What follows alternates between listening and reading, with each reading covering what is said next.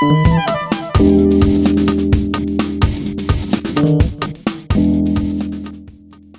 Alabaster, we're so excited to bring back our council comments video, and we want to talk to you about what went on in the month of April with our Alabaster City Council. We want to bring some transparency to what goes on at these meetings if you're not able to make it, and just to shed some light on some really awesome things happening in our city.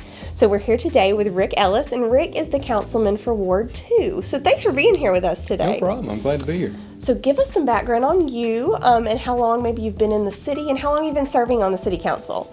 Well, my name's Rick Ellis. I've lived in Alabaster since 2000, so about 17, 18 years. I live over in Ward 2 over off Industrial Road. And Ward 2 kind of runs from the Helena line all the way down 95 on the left-hand side. Then it picks up on the right-hand side around the nursing home. Yes. And then it goes into Buck Creek and around City Hall in that area. So it's kind of a spread out ward, but it's I'm glad to be serving in that area. And how long have you been on the city council? For about a year and a half now, I guess.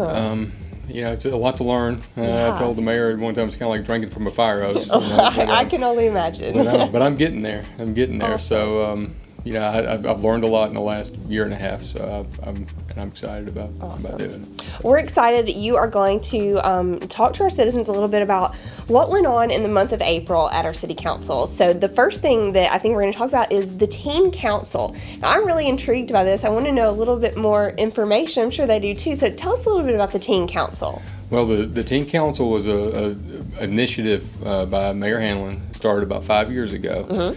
I think she felt like the high school kids had a lot of extra time, a lot of extra energy, and a lot of them were making probably bad decisions sometimes, and she wanted to get some of that energy and those decisions pointed in the right direction. Yeah. So it was really an opportunity for the kids to do something in the community, to get involved and learn about government in the community. Right. So that gives them a wonderful way to do that, to plug in.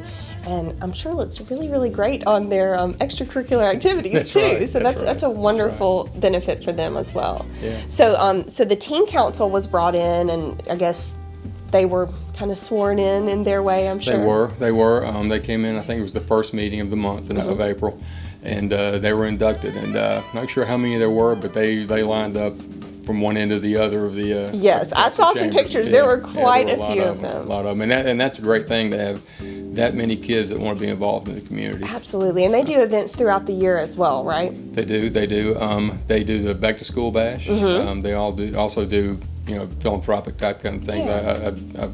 I've heard that they do things with Salvation Army and things like that, and they work with the Christmas parade.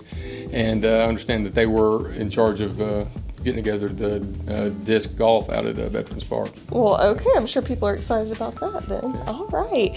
Well, the next thing we want to talk about is the new school board placement. Tell us a little bit about who that is and maybe the process for how you select a new school board member. Okay, it's Jamia Alexander Williams.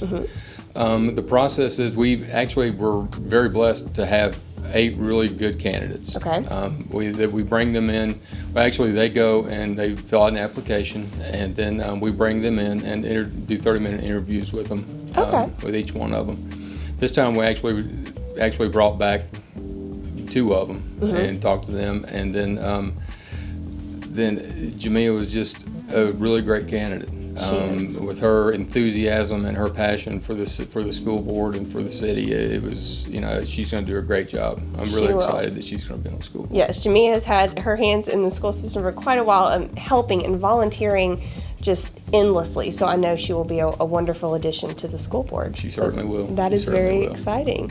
So I know the next thing I wanted to talk about is the audit. And you told me, being an accountant, that was a very important issue for you and maybe for people that aren't so knowledgeable on the audit process. Can you give us a little breakdown of that? Well, certainly. John Haggard, our finance director in the city, does a great job of keeping the financial statements and running the finance department. The auditing firm of Carr, Riggs & Ingram comes in once a year and performs the audit. And actually, this year they did a more extensive audit than they normally do, and it's something we really don't have to do as a city. And the biggest thing about that, it just gives more transparency, in a financial sense to to the city. Which is always good, and that's something that we were really striving in these videos is transparency for everyone, for our citizens. And people, if they're having insomnia or something, actually want to go look at the audit, it's going to be filed to the city clerk's office. Awesome. Okay.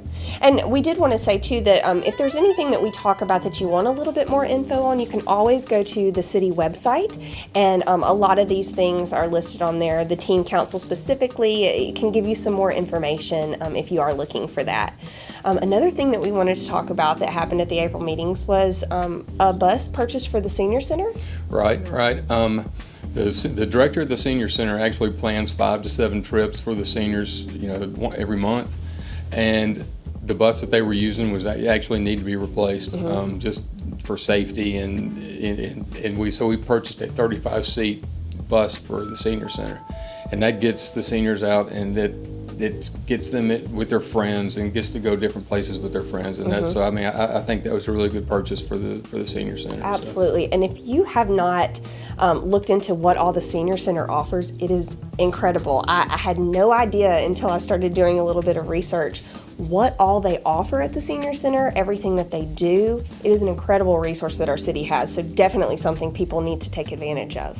Yep. Yeah. Yep. The last thing that we want to talk about for April was the vests and some computers that were purchased for our police department. Can you talk a little about that? Right.